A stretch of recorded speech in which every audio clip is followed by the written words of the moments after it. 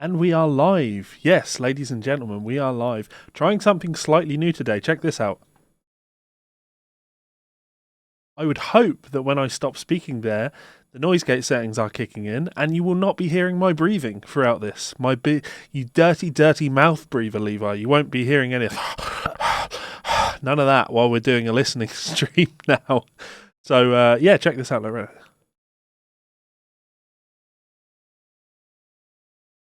Hopefully, yeah, you shouldn't be hearing any breathing there, which I've tested it a little bit, and I'm not sure. I toyed with the attack and release, but it's really one of those things that there's no great live way to monitor that, so I've been having to do little recordings and, playing them back, etc. Anyway, yeah, so today we're going to talk about Diary of a Madman. You know, I couldn't not do Diary of a Madman. Hello, music, and Nicole. I don't know. How's it going? I couldn't not talk about Diary of a Madman. You know, we did, obviously I did that Blizzard of Oz video talking about how great an album that is, how fabulous a record that is. And yeah, no mouth breathing. It's effective. Awesome, you like it. Hopefully it works for you. I thought that maybe I was attracting some of those weird perverts that are super into ASMR, and I didn't want to be that guy, so... and I knew that if I fiddled around, there'd be a way that I'd be able to sort that out. So, as always, I'm improving the channel, and it's thanks to your guys' suggestions. So I do appreciate that. Anyway, yes. So we did Ozzy's Blizzard of Oz. There we go, and that was fun. That was a lot of fun. I love that album. I've always loved that album. It's always been one of my favourite rock albums. Right now, I love Diary of a Madman too. But for me, so Diary of a Madman came out in 1980, and Blizzard of Oz came out in Blizzard of Oz came out in 1980. Diary of a Madman came out in 1981. I was born in 1988, so I'm not going to sit here and pretend that I listened to these albums the days that they came out. There wasn't a big distance between these albums for me. I got Blizzard of Oz, and then a couple of days later, I got Diary of a Madman. So to me, they were two albums that I listened to together, and they were always presented together, right? And for that reason, it's always felt weird to try and compare them, because they've always been kind of the same album in my mind. You know what I mean? Well, after spending so much time with Blizzard of Oz to do that video, and then of course doing that listening party video that I did, which was so much fun, by the way. So much fun, guys. I really enjoyed that. I don't know if you guys did, but I kind of dug it because I had to comment on it, because I was listening and really wanting to talk about the album while I was listening to it. It really felt like I was listening to the album with a completely new, fresh set of ears. I was really trying to hear things and comment on it, right? So it got me thinking. I put Diary of a Madman on, and you know what? I heard it as being such a dramatically different album to Blizzard of Oz. I thought it would be a shame to not do one more listening party video where I talk about the second on the last recording of Randy Rhoads, the last studio album featuring Randy Rhoads.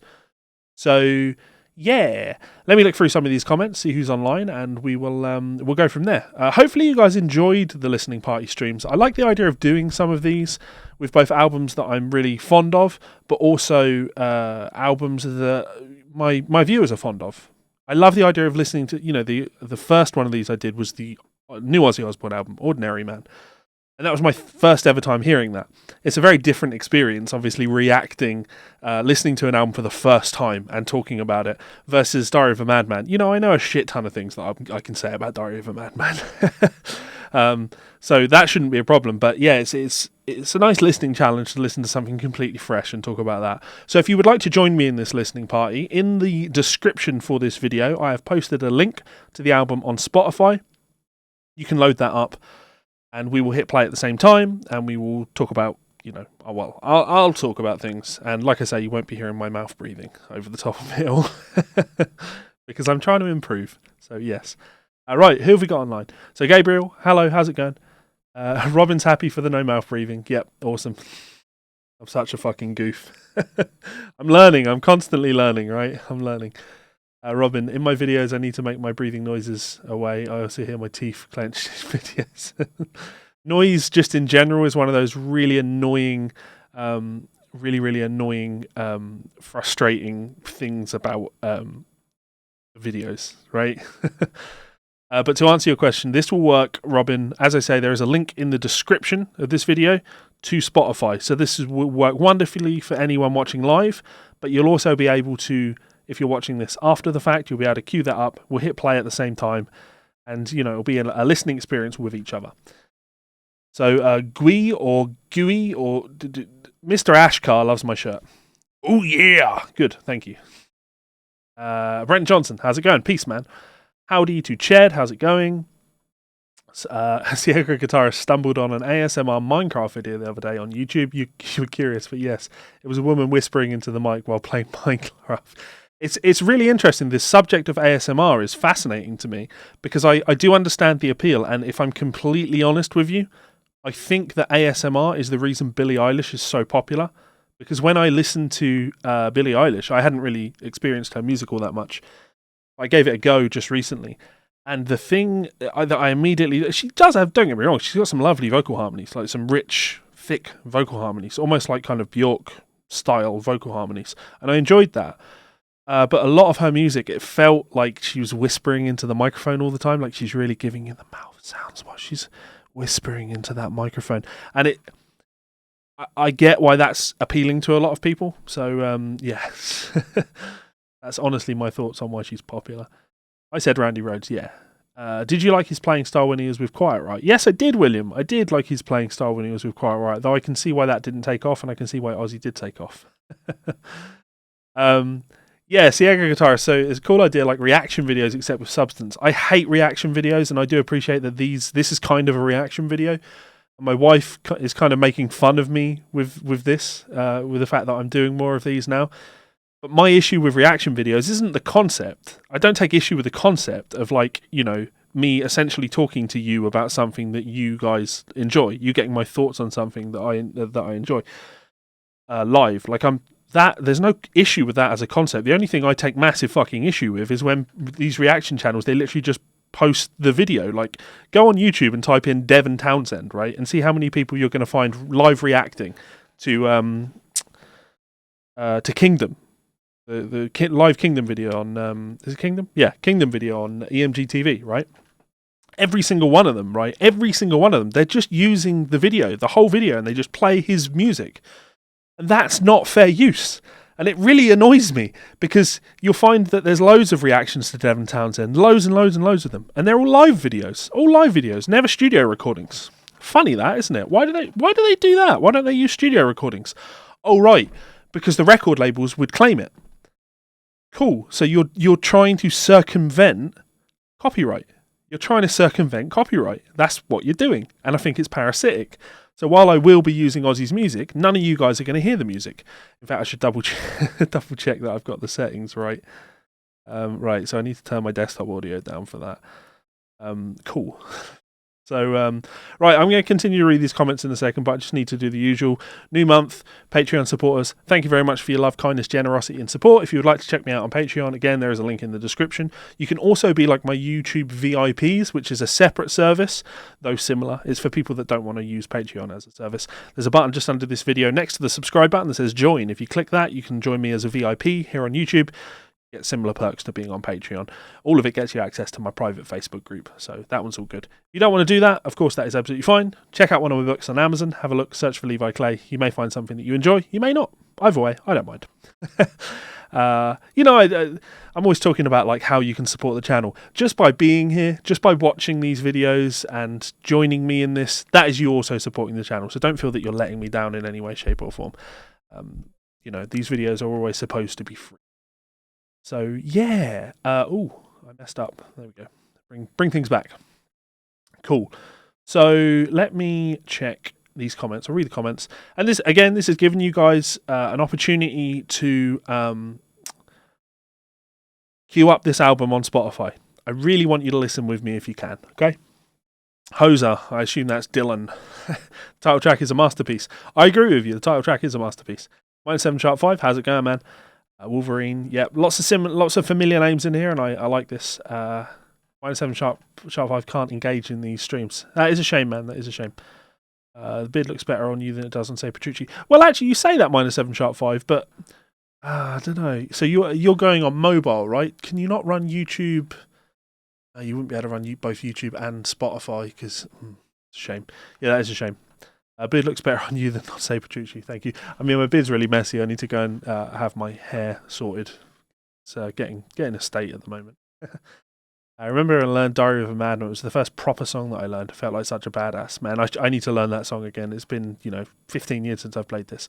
And I am the Macho Man, Robin. Yes, I am. You're a badass if you can play Diary. It's not a reaction video. Those were a joke. Yeah, analysing, appreciating. And I do hope that I am going to bring some input to the album. Yeah. I was watching an amp build video recently. The guy was tapping components and talking about them. Very restful. Just looking for clicks. What's $1,000 from Patreon? We're talking about how much money I make on Patreon. I make a generous amount on Patreon, and I really appreciate everybody that contributes to my Patreon, because it kind of changed the way that I operate my business. So yeah. Anyway, let's talk about Diary of a Madman. So I've got the Wikipedia page up here. As you know, I did hopefully I did the Randy Rhoads Blizzard of Oz video talking about that album and the story behind it.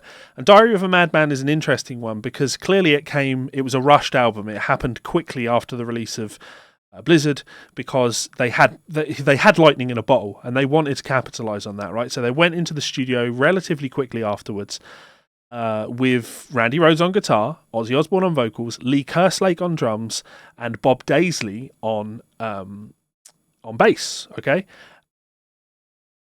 Bob Daisley and Lee Kerslake are not credited. They are not credited on this album. It's credited to Rudy Sarzo and Tommy Aldrich, but they didn't play on the album. They were just credited as having played on the album because of Lee Kerslake and Bob Daisley being fired from the band because they wanted their fair share. A ridiculous reason, right? But you never fuck with Sharon Osbourne. There is a monstrosity of a version that was released in 2002, which had the original bass and drum parts removed and re-recorded by Mike Fortin. Mike Fortin didn't plan it. Mike Bordin and Robert Trujillo. So I wouldn't recommend checking that one out. And yeah, everything has been restored since. It's a great album. 3 million copies worldwide. So I'm just going to read through the basic Wikipedia page while you get the opportunity to cue this up. Oh yeah, Robin, there's some amazing work on this album. So composition and recording. Diary of a Madman is the final album recorded with late guitarist Randy Rhoads, although bassist Rudy Sarzo and drummer Tommy Aldrich are credited in the liner notes and are pictured on the inner sleeve for the American vinyl and cassette release and later CD reissues. It was bassist Bob Daisley and drummer Lee Kerslake who performed all bass and drum parts on the original release. Aldrich has stated of the album, "I think it's pretty obvious that it's not my drumming on that album. I've never taken credit for that recording and have always given Lee Kerslake, whenever asked or interviewed, the credit he rightfully deserves," which is awesome. Daisley provided significant contributions to the album's songwriting, having written some of the music and most of the lyrics. Now, of course, we know this to be true. Ozzy is not a lyric writer, which is insane, right? That's usually the thing singers bring to the equation. That's usually what they do, but not Ozzy. Most often, someone else would write his lyrics for him. So even performing lead vocals on some of the original demo recordings. Flying High Again was one of my ideas. Over the Mountain was another. The basic demo tracks were just Bob's words, my vocals, some of the words I wrote, and Randy's playing. It was unreal. And then we got Don Airey to come in and do the keyboards, he stated in 2009. Kerslake says that he used a piano in the studio to write many of the songs with guitarist Randy Rhoads. Daisley and Kerslake were not given credit for their performances or songwriting contributions, a situation which resulted in a later lawsuit, which they won, as far as I'm aware. During the album's recording, Kerslake said that the band members were given no money to live on, prompting them to approach management. Shortly after, both Kerslake and Daisley were fired. Everything was working fine, said Kerslake. It was only when Sharon came in that we had a problem. When she started taking over, she wasn't the manager until Diary of a Madman. For that, it was her brother David. He didn't really want to handle it. He had too much to do for Don Arden in the office. So she came in and it started getting a little bit edgy. But we never suspected a thing until we went away on holiday. Next minute, they're rehearsing with Tommy Aldrich and Rudy Sarzo and going to America. Although Don Airey is credited as keyboardist on the album, it was in fact a musician named Johnny Cook, who had worked with Daisley in Mungo Jerry in the 1970s, who actually recorded the keyboard parts. Airy was on tour as a member of Rainbow at the time of recording and thus unavailable. So there you go, some interesting issues surrounding this album. Definitely very interesting issues surrounding this album. I like the comment about Tommy Aldrich saying that this obviously isn't him on drums. And to me, that's because Tommy uses more double kick, right? Yeah, definitely a shady one. Not happy, that Sharon ruined the kind of history that these guys deserved, the respect that these guys deserved. Right, so just talking about the reception. So the reception of the album has been greatly positive. In particular, the neoclassical guitar work of Randy Rhoads has received much praise. Steve Huey of AllMusic stated that it's not uncommon to find fans who prefer Diary to Blizzard, since it's an even more mystical, eerie mood, and since Rhoads' playing is progressing to an even higher level. BBC Music referred to the album as a classic rock record in every way, lifted out of the ordinary and legendary rock axe god Randy Rhoads, lifted out by. Canadian journalist Martin Popoff called Diary of a Madman a lasting classic that stands as the definitive showcase for Randy Rhoads. Though the album is regarded quite favourably today, reviews upon its 1981 release were often less than enthusiastic. J.D. Considine of Rolling Stone, for example, opined upon the album's original release that the songs here are little more than riffs with a vocal line pasted on top, and referred to Rhoads as a junior league Eddie Van Halen, bustling with chops but somewhat short on imagination. The magazine, however, would change its tune and later ranked the album 15th on its 2017 list of 100 greatest metal albums of all time.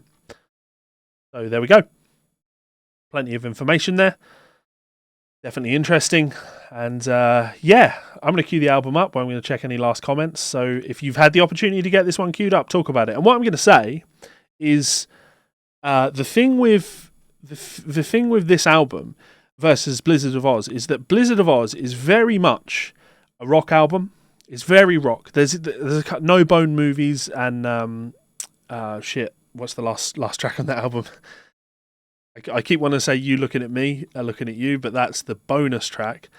The last track on the album is Steal Away, of course, Steal Away. So to me, those tracks are just so obviously rock and roll tracks, Whereas when you get onto Diary of a Madman, I think at that point, that's when the band largely start embracing Ozzy and what Ozzy does, what Ozzy's sound is, that more mysterious gothic thing. And that's very cool to me.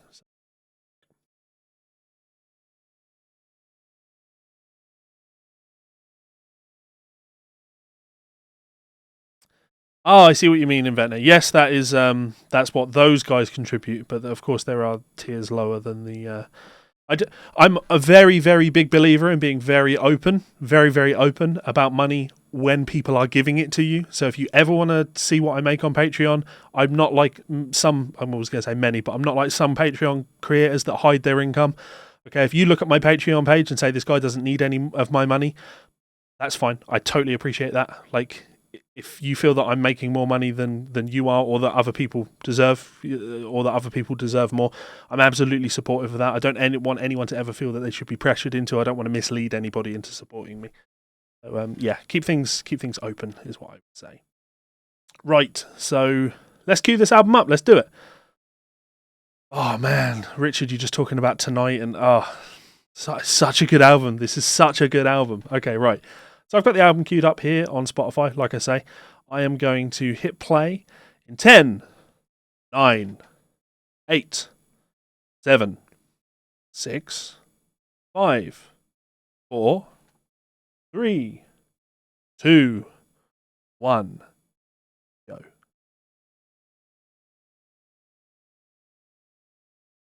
Epic drum fill to start the album with.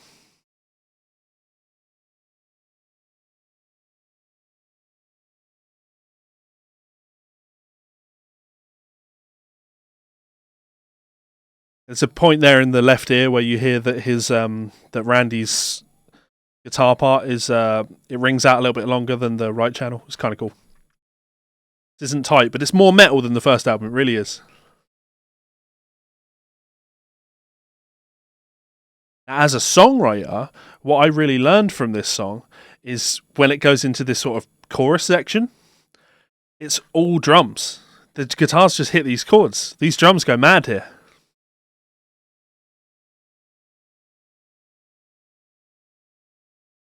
That's cool. As a songwriter, I'd never really considered that until I was really listening to this album, and I thought, wow, that's really cool. Ozzy's vocals are great on this.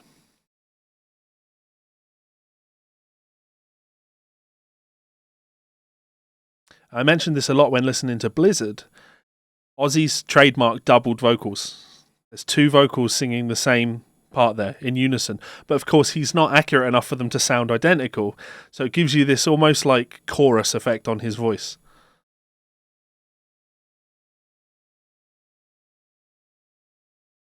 This track is actually lacking a little bit on vocal harmonies. The rest of the album is full of vocal harmonies.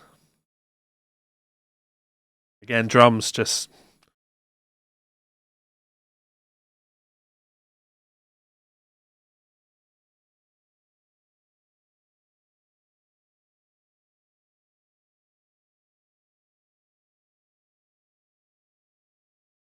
And then, of course, you get this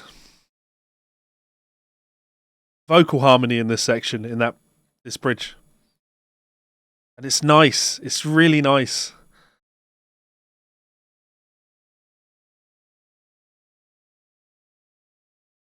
Very cool riff. Keyboards might be a little bit high in the mix there, but yeah.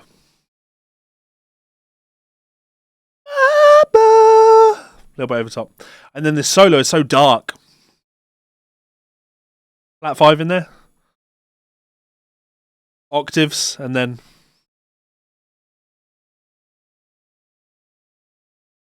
So obviously Randy liked to double track his vocals. Lead guitar parts, but they're octave unisons. Of course, the other thing to consider with this album is he probably used what went on to be the Jackson Randy Rhoads V for a lot of it. Could be wrong on that, of course, but he certainly had it around this period, so...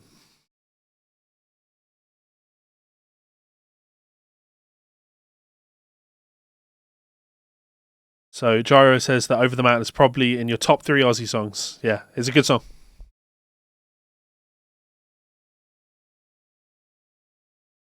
I don't even know, like, there are so many good songs on this album, I don't even know what my favourite is.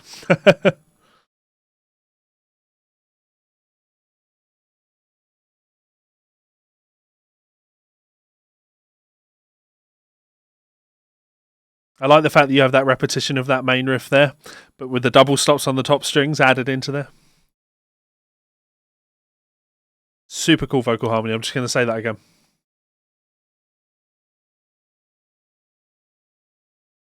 Oh, absolutely, Robin. It's so easy to listen to this now and go, oh, it sounds old, but then you remember it's 1981, it's still very cool.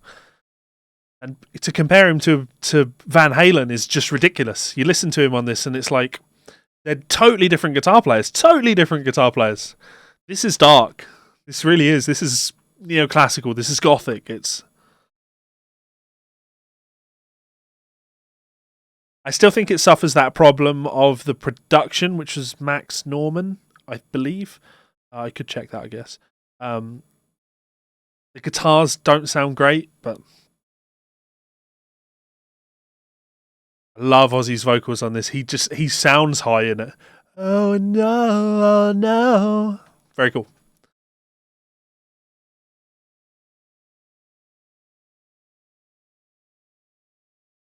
Now, if you compare this riff-wise to Over the Mountain, just the approach to guitar, that riff could be an AC/DC riff. This is a rock riff. Very much a rock song. Vocal harmonies on that bad boy. Nice.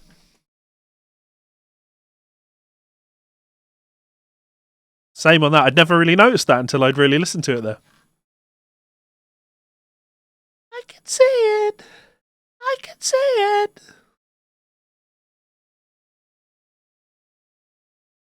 Super cool rhythm guitar stuff. The drums, that drum fill are great. And what I'm doing now, I guess, is I'm listening to see if I'm hearing any double kick stuff, because one of the comments I made, and no one corrected me on it, is that Lee Kerslake largely is a single kick pedal player, which gives everything more of a rock and roll feel.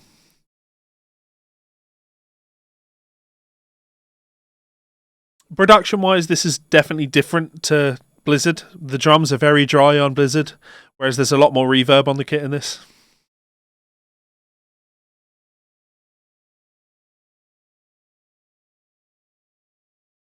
That's why I'm so happy that I do these streams, because I'm just that. Those vocal harmonies, I'd never noticed them, and they're so good.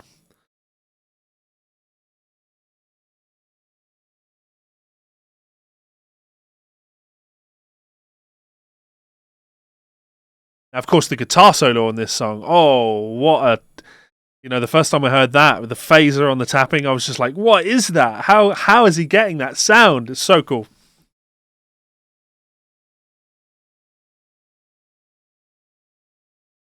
Come on and join me.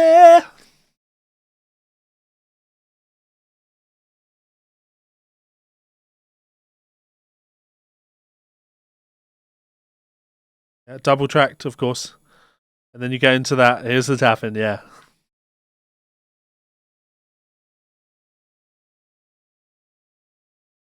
And it's the key changes, the modulations in the chords. That's just absolutely beautiful. Oh, Soda Cake, you know you're going to get a Van Halen metal score. You know it.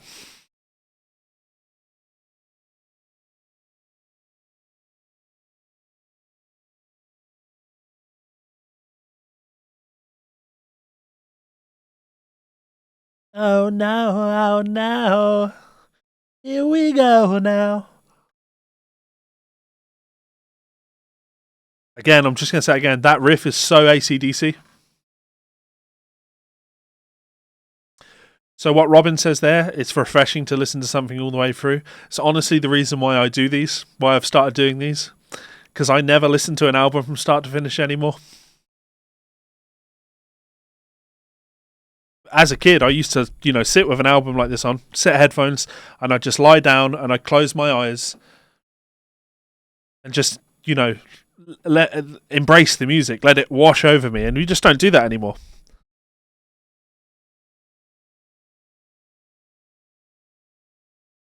Super over the top phasing on the guitar.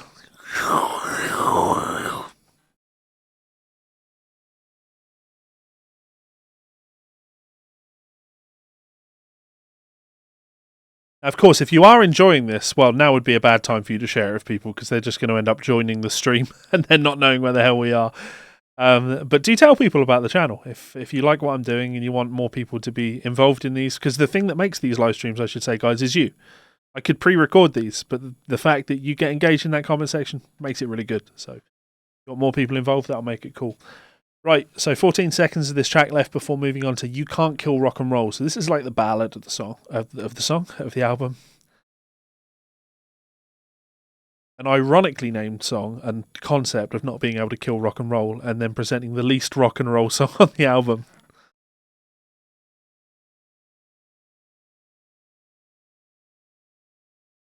Multiple layered guitars.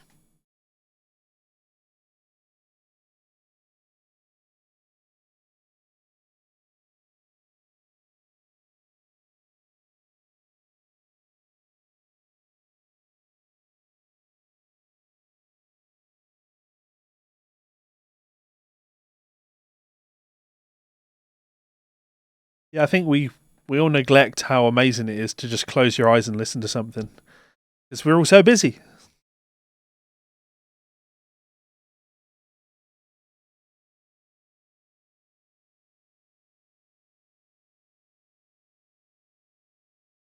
And I said this when listening to Blizzard, like, you just close your eyes and listen to this, and it's magic. It's a snapshot of time. Just transport yourself back to this moment in 1981. Beautiful.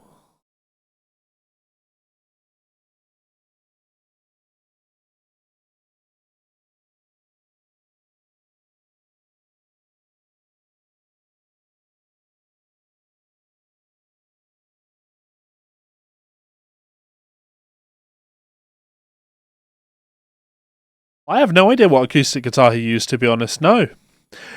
In all honesty, when you look around to try and get information of what guitars he used on those recordings, there's not a whole lot of documentation. Certainly nothing reliable.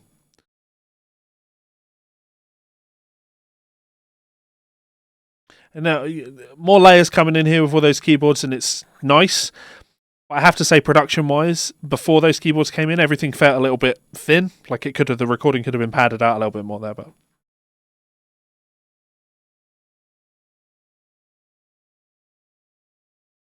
oh, hello, a low vocal harmony, an octave. Da da da da da da da da da da da. I still remember listening to this album, and when I really fell in love with this album, the next song, Believer, I was listening to this song and falling asleep, like just relaxing and falling asleep, okay? And then when Believer kicks in with that bass, like it jolted me awake, and I was like, what the fuck's going on? It was a harrowing moment in my life.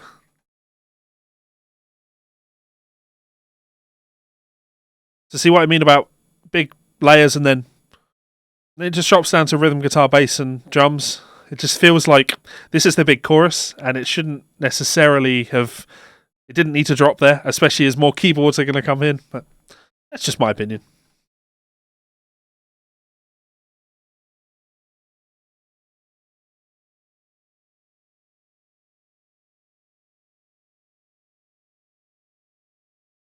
You know, there's keyboards and yeah. Oh wow, this is actually the longest song on the album. I'd always assumed Diary was the longest.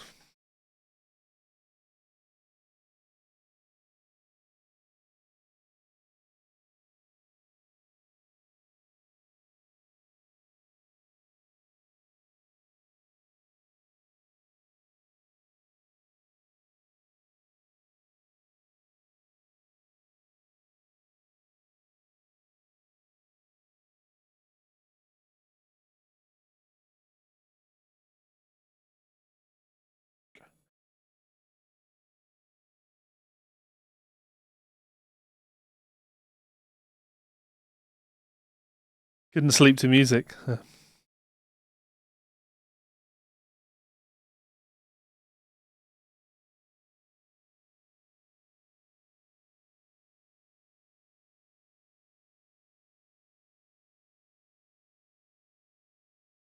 Ozzy's voice on this is it's great. It really is. When you compare his voice on this to his voice on Ordinary Man, I mean, alright, I understand that there's literally 40 years between them, but 39 years. I never expected Ozzy to sound like this on Ordinary Man, but I love Ozzy's voice.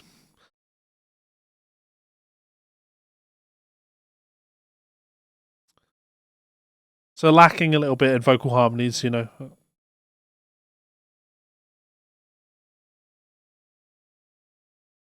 Again, though, the fact that he's singing about rock and roll, not metal, like, I don't think these guys thought they were a metal band.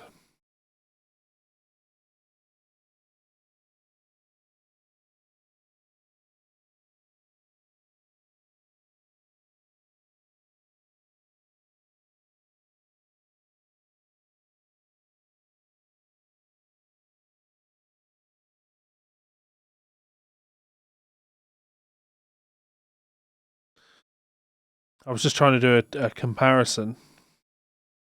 Just to paint the picture, right?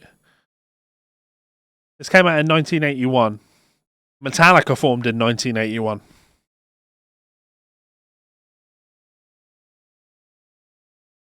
Kill 'Em All came out in 1983.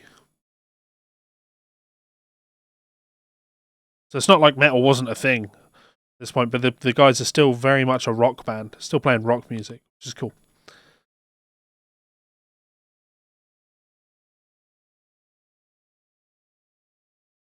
Yeah, I think that's probably a large reason why why I relate to this music still so much to all these years on, because it was programmed into my brain while I was sleeping. So I'm thinking about it. I think that You Can't Kill Rock and Roll is probably the weakest song on the album. You could argue Little Dolls, but I don't know. Little Dolls is dark, but none of them are as dark as Believer. Believer is such a moody. You know, like there's nothing really gothic on Blizzard. You've got moments like Revelation and Mr. Crowley, but Believer is really like creepy, almost creepy. Yeah, Iron Maiden in 1980. There we go, bass. It's just so fuzzy bass, it's harmonics.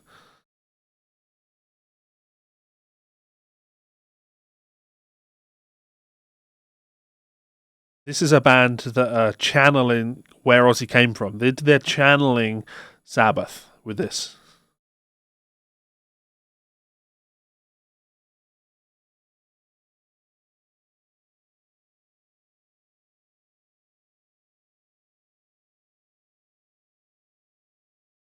I'll stand by that argument that I don't think Randy's tone is. It sounds like a line 6 to me. Really believe, go rise above the obstacles. Sorry, I should. People beseech me, but they'll never teach me. That's a really cool riff, and I love the way Ozzy's vocal interacts with it.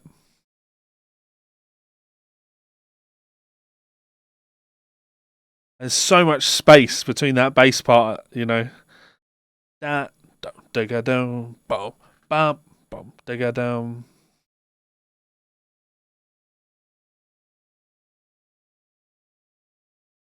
No, I don't think the guitars are out of phase. I think they've just been EQ'd like so low passed and high passed. You've just got this little EQ bit in the middle.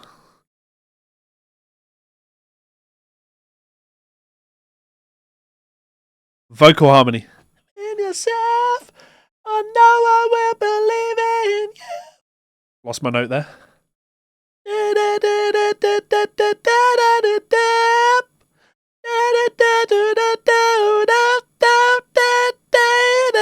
That's super cool.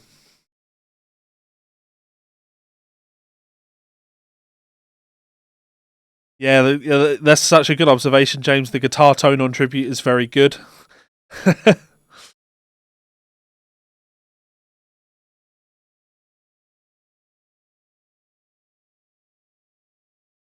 Vocal harmony on this. Or point their fingers, there was a harmony on this lot.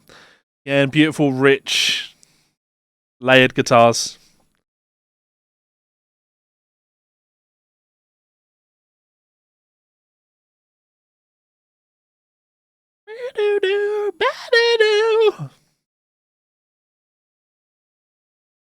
Yeah, maybe this is why I thought the Line 6 Spider was so damn cool when I discovered them at 15, because it sounds like this.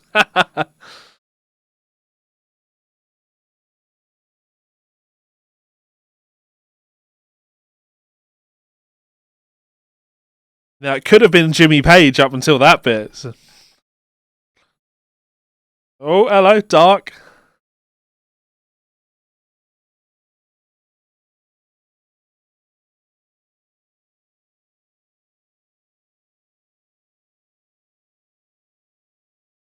That's rock and roll bass playing as rock and roll as it gets.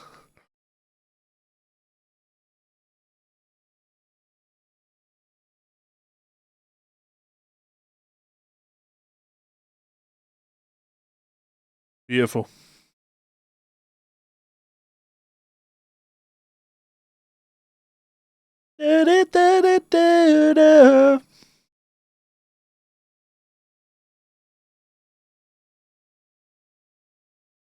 I don't need no handout.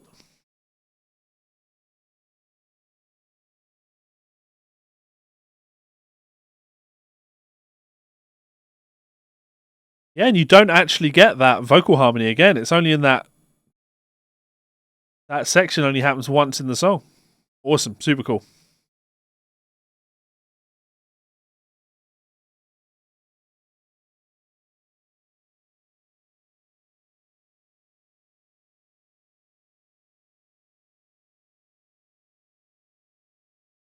You know, so on deeper reflection, I gush over Blizzard of Oz and I talk about how great it is, but I do think Diary of a Madman is a better album. I do think it's a better album.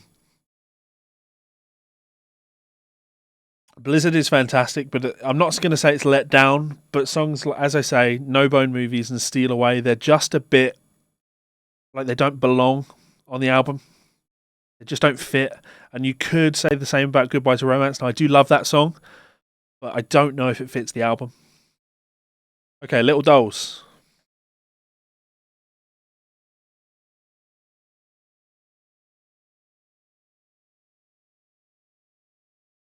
Yeah, give it those drums, Lee. That could be a Slipknot track.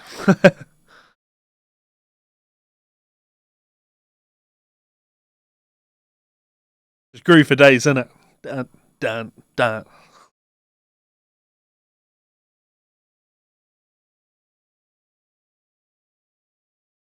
What is Little Dolls about?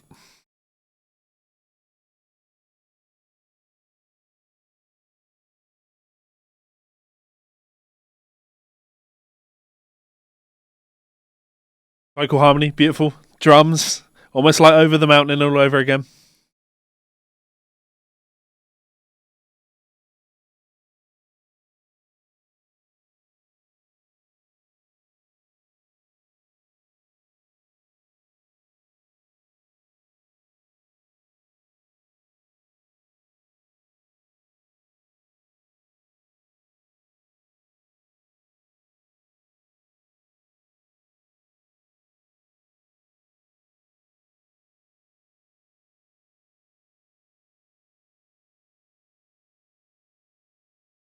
That vocal harmony. Ah, I love it.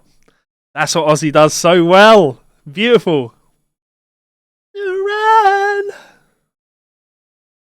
Da, da, da, da. Da, da, da, da.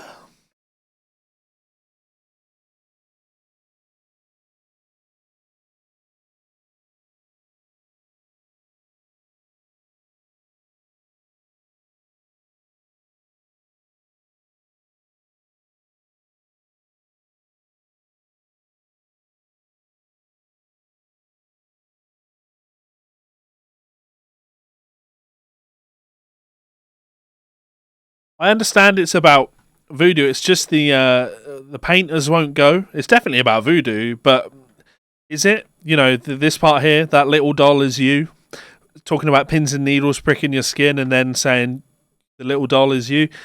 Could it be about drugs? Who knows? Never knew it was true. Okay, Tara, but for you to say that, Can't Kill Rock and Roll weakest song that you disagree, that's fine, but you also have to tell me what the weakest song is. It does have beautiful acoustic work and great composition, but every other song I think on the album is stronger. Total is you, yeah.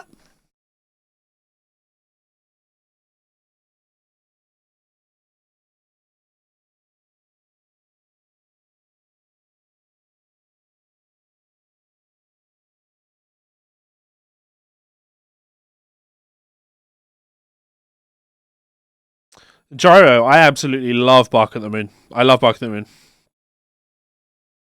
There's loads of great songs on that album.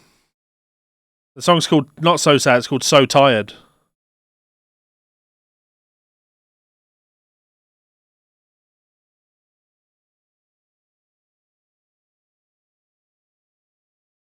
Love it. Love that they're doing different things. Your drums are going nuts. Bass, and that little guitar part over the top. Again, I don't think the mix is great on that bit. The production, they don't gel with each other, but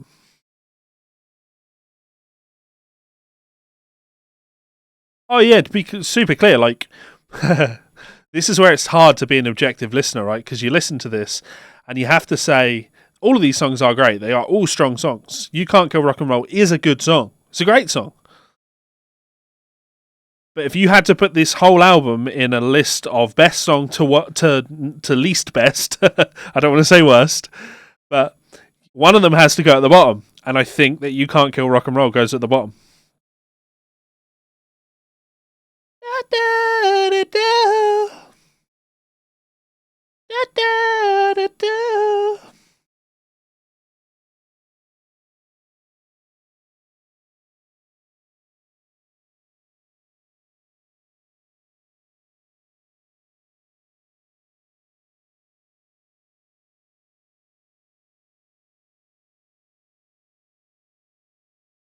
Hopefully that noise gate is working effectively and you're not hearing me breathe anymore. Probably many of you going, yeah, it is. Unfortunately, it's not muting you from talking.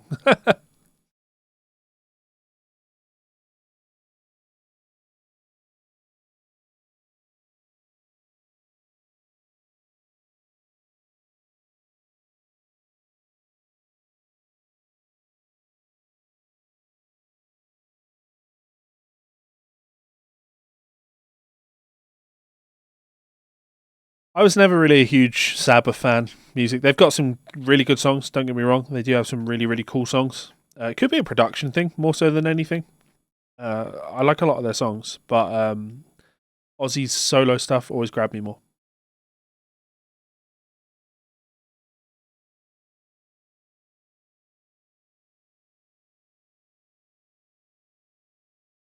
What an epic tune this is.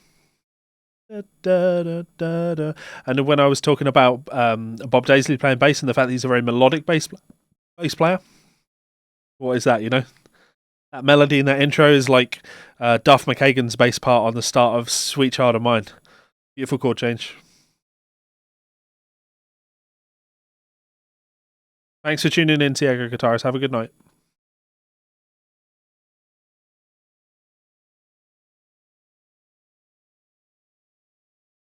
Tempo change, right? It shifts up a little bit.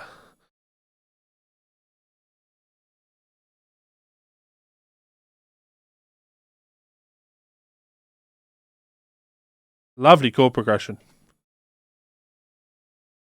Tonight, is it just a mystery I just can't find? Yeah. I shouldn't sing. Super melodic bass playing. We're heading towards Sato though, and I'm not sure what Sato stands for, but the riff on that song is so good.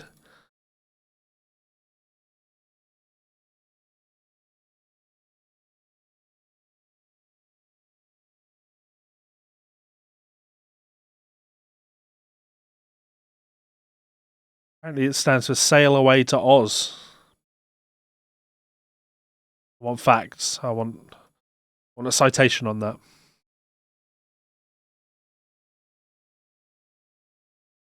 And this such a great song. And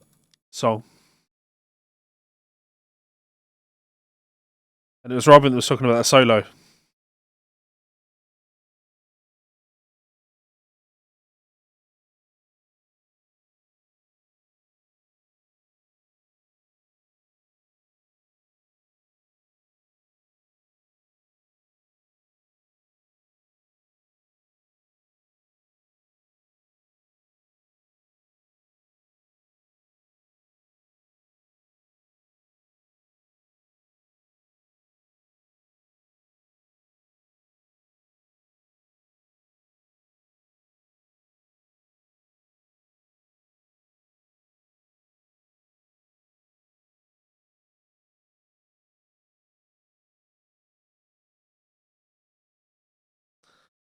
What a set of chord changes. I'm fading away now.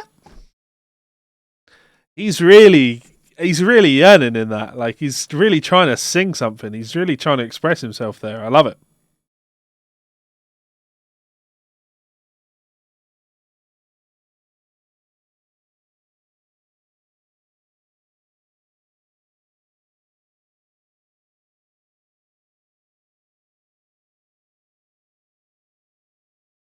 So, by looking at this, everybody seems to agree that Sato stands for sailing across the ocean. I don't know why you wouldn't just call it sailing across the ocean, because lengthwise, you know, it's not a particularly long name. But of course, Sharon Sharon Osbourne, has alleged that it stands for Sharon Arden Thelma Osbourne.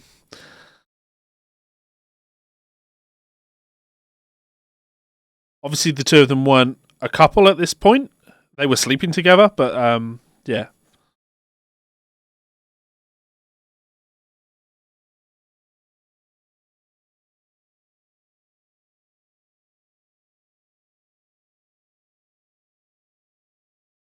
The chord changes under this solo are beautiful.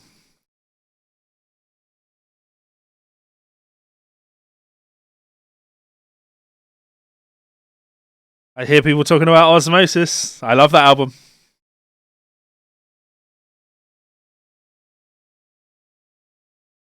People miss my breathing.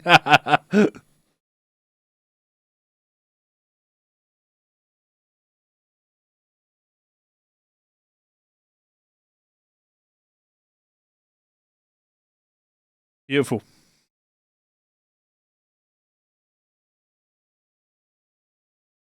You know, the idea of comparing Randy to Eddie, we talked about this earlier, but it's ridiculous to me because if you want to talk on a technical level, like on a sheer fire level, okay, there's the kill switch thing, must be the Les Paul. On a sheer fire level, Eddie all day, you know? Eddie was pushing more technical boundaries in guitar and was certainly more influential to the guitar community as a whole.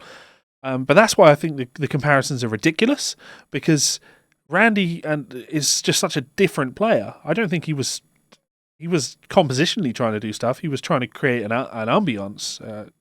Yeah. Okay, here we go. So honestly, right? I think this is one of Ozzy's most underrated riffs, or Randy's most underrated riffs. It's such a good riff in Sato. Here we go. 3, 2, 1.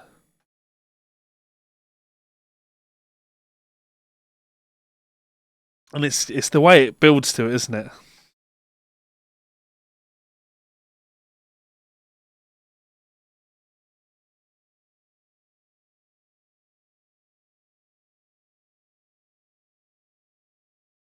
Oh, it just builds and then.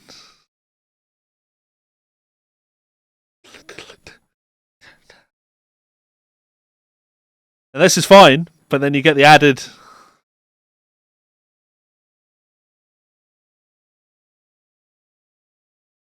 Just those two notes. Da da da da da. Love it. Ozzy's vocal. Ah. Da da da da da da. That's interesting. Wow.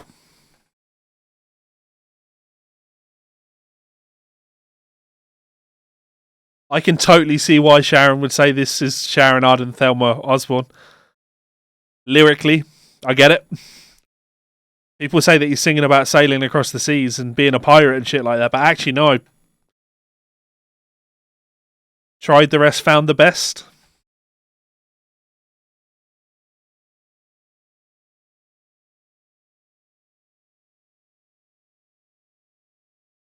I can't conceal it like you know I did before.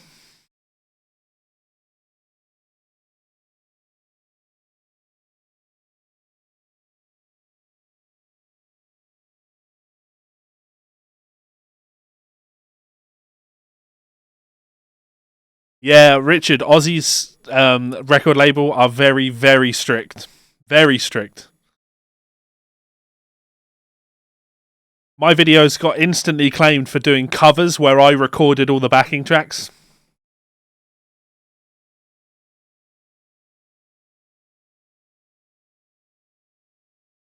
Oh, the whole thing, man.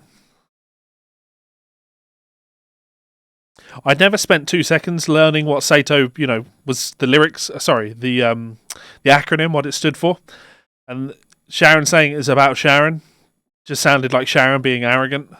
Actually, listening to the lyrics, I think there might be some truth to that. Shame, because if you look at the artwork for the album, it features his son from his previous marriage.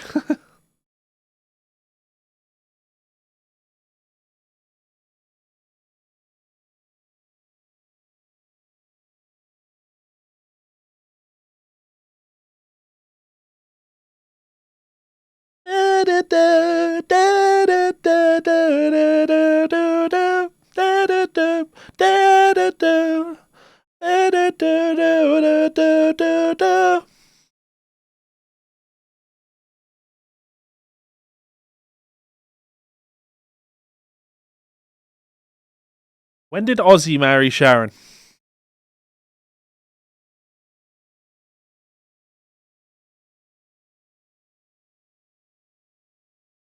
Come on, he married her in 1982. This is absolutely about his previous marriage breaking up and him going on to Sharon. Absolutely. No doubt in my mind.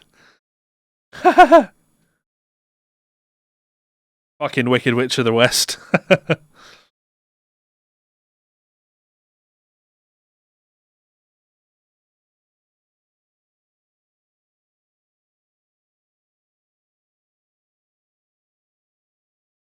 Great tune. Great tune. And then you head into Randy's masterpiece.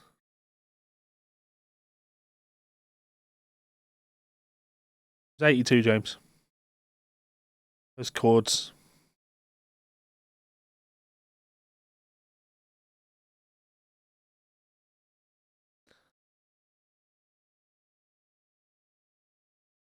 Da, da, da, da, da, da, da, da, da. Stories of Ozzy saying, you know, where do I sing? I don't know where to sing.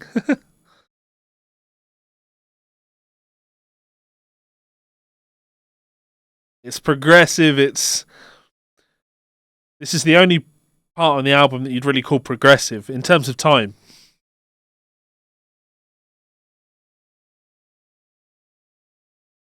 At the window.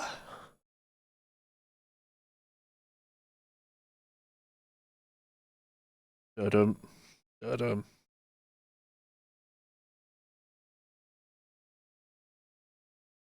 Time signature changes, yeah.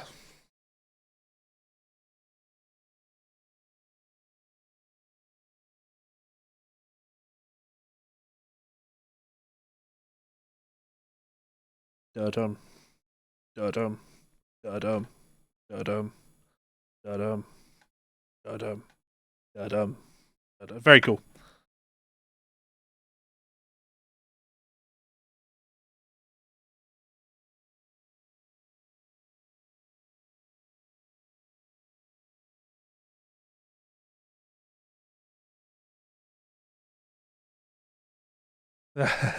It's just too good.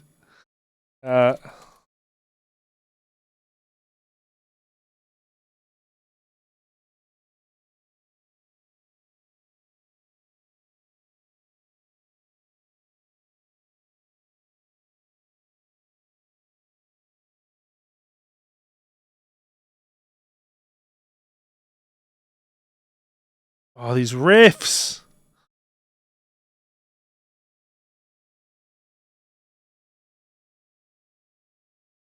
So Bob Daisley claims that he wrote almost all of this song and that the lyrics are about him.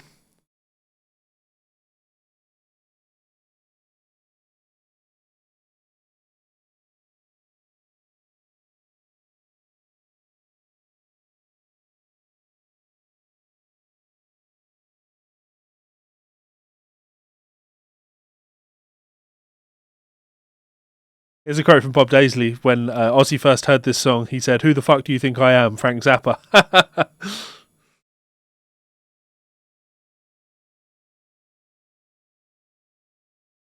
Choir, lovely.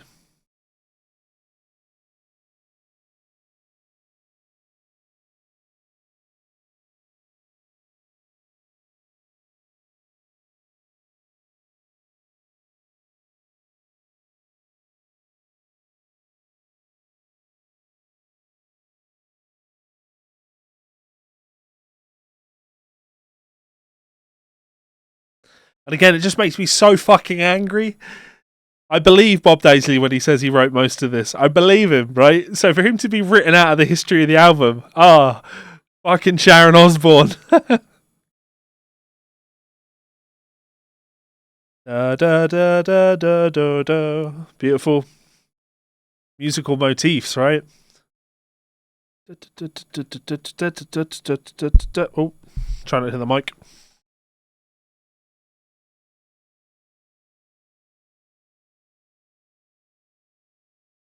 The violin, the melody they play. That voices, heavy riff.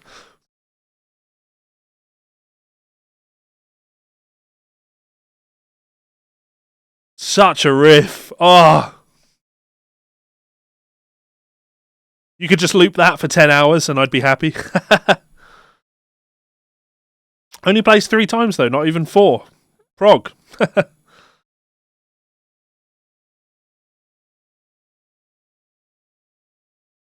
Oh, it seems Wolverine has joined me on Patreon. Thank you very much for your support, sir.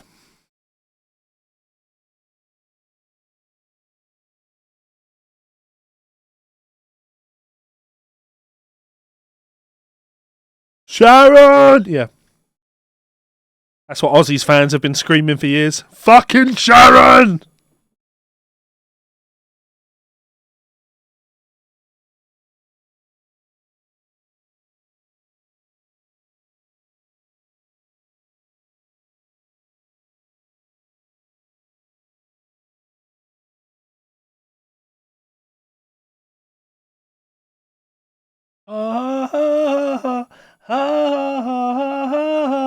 Who did the voices on this then?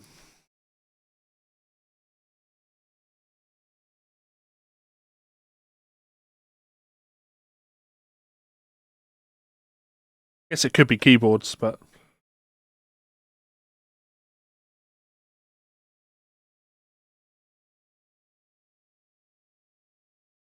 that vocal.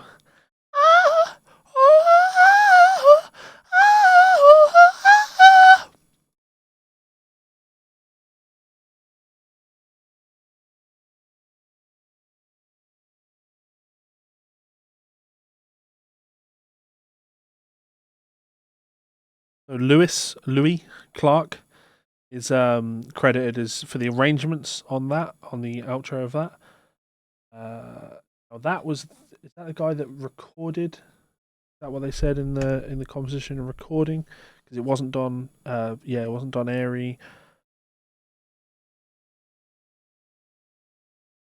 Don Airy credits keyboards. Johnny Cook. Okay, no. So Johnny Cook played keyboard album. Max Norman produced. So okay. So Lewis Clark. How did he get involved in this? But yeah, what a beautiful arrangement. What an absolutely stunning arrangement. Stunning album. Really, really, really enjoy it.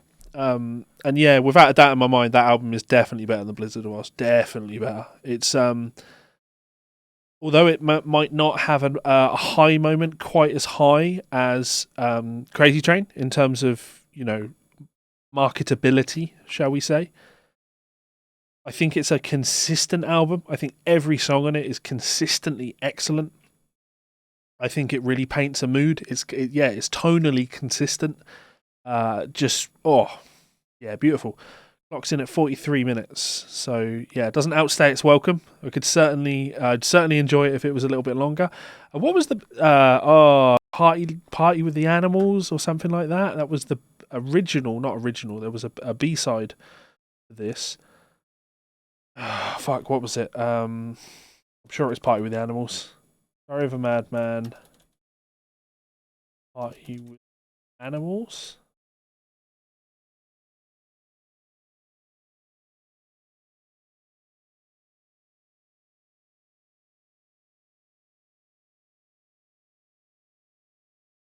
Ozzy certainly has a song. Party with the Animals was an Ozzy song. There was certainly a CD release of this that I used to have. Sorry of a Madman bonus track.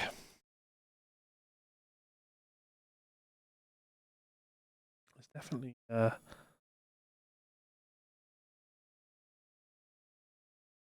special version of this. 2002. Obviously not that one. Wouldn't that be funny if it turns out that the version of this album that I'd listened to for years growing up was the one with Robert Trujillo and Mike Borden on?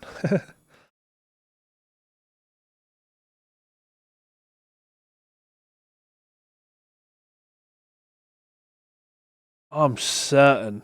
I don't want to have to go into my house to go and get it, but I know that there was a version of this album that had a bonus track on it.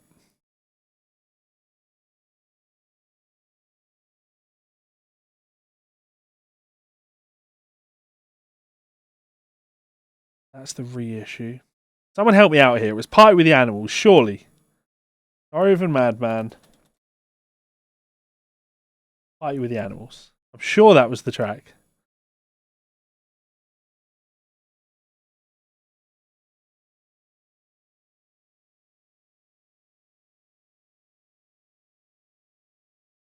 Why can I not find this information? No, Party with the Animals is on No More Tears, isn't it? I'm literally going to have to go into my house and find this information. See if anyone's got any information in the comments.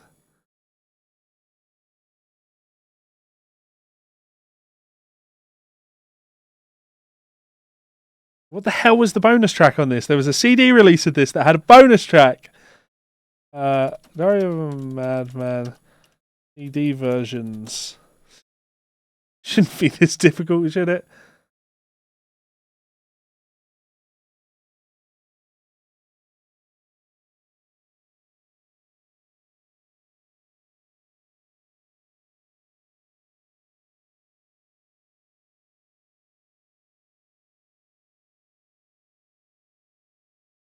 This is going to drive me insane.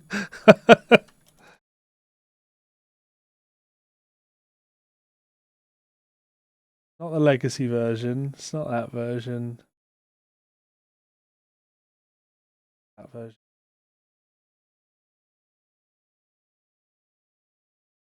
I can't find this anywhere. That's 2011, so it wasn't the 2011 version. This. Oh, God. Hang on. I can literally see the back of it in my mind. Diary of a Madman, a CD back.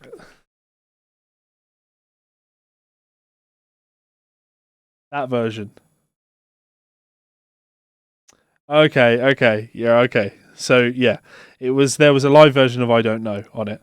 On the version I'm thinking of. There was I'm glad I solved that.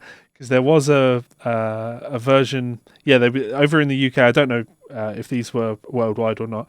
Over in the UK, we certainly had a release of these albums that had a bonus track on them, and there's that version that has I Don't Know as a bonus. I have that somewhere in the house, and of course there was the version of Blizzard that had. You looking at me, looking at you. I listened to it in the last one. There we go. I definitely own that version. I'm just trying to look at it.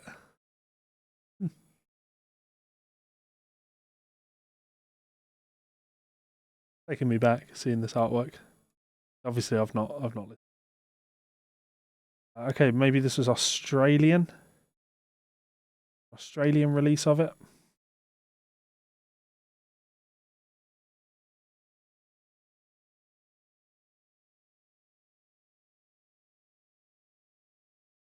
Cool. I'm glad that didn't drive me insane.